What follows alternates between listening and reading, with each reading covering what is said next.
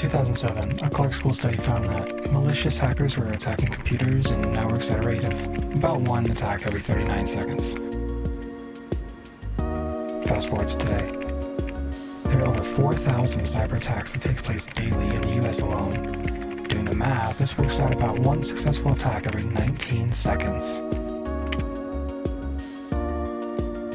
In other words, cyber attacks have practically doubled within the past 15 years, and this doesn't even account for attempted attacks or those that could have gone unreported. As our world becomes more convenient and advanced thanks to technology and the integration of the internet into our everyday lives, it also becomes much more vulnerable.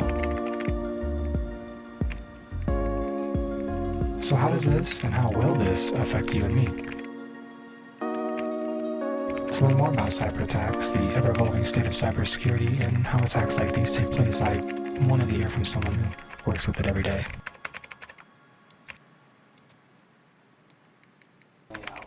Sure. My name is Evan Nichols. It's Evan-Nichols. Okay. And if you could just talk about your job and like your title for your job and kind of run me through like what you do every day and just what that entails. Sure. I am an information security engineer for one of the larger school districts in the state of Kansas. A typical day for me runs the gamut from responding to just normal information security incidents. So that could be account compromise incidents or active attacks or even compromised machines and ransomware incidents. So it really runs the gamut from active defense to actual digital forensics and information or incident response. So I got started in IT because my dad was in IT, and then I read all his books growing up rather than going outside and doing things like that. And then I became one of those aforementioned insider threats to our school district, and they didn't take too kindly to that, but that eventually gets you into information security, and because it's kind of like black magic when you get into actual the hacking, and because that's the sexy thing is hacking, but it's kind of monotonous when you actually do it. Yeah, it's. I would say that it's 50. I can't say 50% because there's a lot of technical enhancements that we've made to help the human element, but 60-40, 70-30 maybe.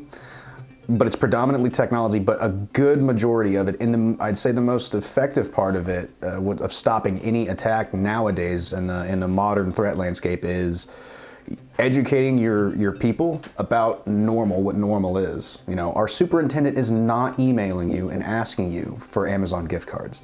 That's not realistic. Nor is she asking you to join the Discord. It's not happening. So it's just, we have to remind people to stay firmly rooted in reality, and that everybody is at risk. So nobody's above it, and we're not even above it as the information security engineers. Dare I say, we're actually targeted more because we end up holding the keys to the kingdom, and everybody looks to us as the pinnacle of security. And regularly, what causes a lot of large Fortune 500 companies, their security breaches for them, is resting on your laurels and thinking that everything is a-okay. So there's bits and pieces of media where most media it's like it's a Unix system type stuff. It's like where they make it super fanciful, and it's the hacker type of stuff, and like NCIS, just verbal diarrhea, and it takes people out of the reality that most people think they're so far removed from that, but you have it's on you at all times. Your phone, all of this is with you, so nobody's ever too far removed from it. So it does kind of dumb down most people's attentiveness about their surroundings, especially in cyberspace. Actually, never mind. That's a question. So then, now you can just talk about whatever you're at will to talk about of the ransomware hack that happened. So they were watching the threat actors that hit us in August of 2019. They were watching our school calendars. They knew when we were going to start, and they knew when to hit us to where we were basically over a barrel. And we were there from Friday to, I think, Tuesday or Wednesday the next week, making sure that everything got back up and running, and we really did thread the needle. We got everything back up and running without paying a cent. The fact that we were scoped out like they were watching us to know when to hit us. That was strange, because it makes me wonder how long they were watching. And now we think about that. Now we keep that in mind. So, and for the particular actors that did hit us, the ransomware strain and it was very, very, very fast. They got in around, they waited until off business hours, around 11:30, 11:45 at night. They started moving around, moving laterally in the network, and dropping payloads on whatever they could get into. By about 1 o'clock, they had pressed the big red button to start encrypting everything, and we only realized about 5:30 in the morning when one of our first engineers gets in and sees that everything is inaccessible and down. So that kicked off a large-scale incident response strategy that we were kind of writing that playbook as we were doing it. So, but according to Trend Micro, the actors that hit us, the average recovery time was upwards of 17 days. We made it up in about 5 days.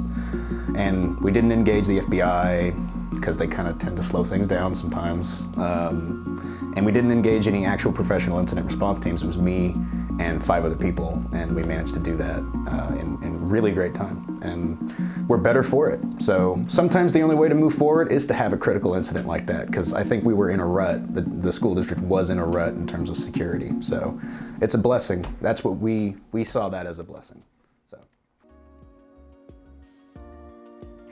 Each and every day, our world only becomes more advanced and more integrated and connected through the internet and technology. And although this will lead to great breakthroughs in science and health, it will also leave us vulnerable to cyber attacks like never before. Education is the best way to help protect ourselves and others from a new type of threat that will only become more elusive as time goes on.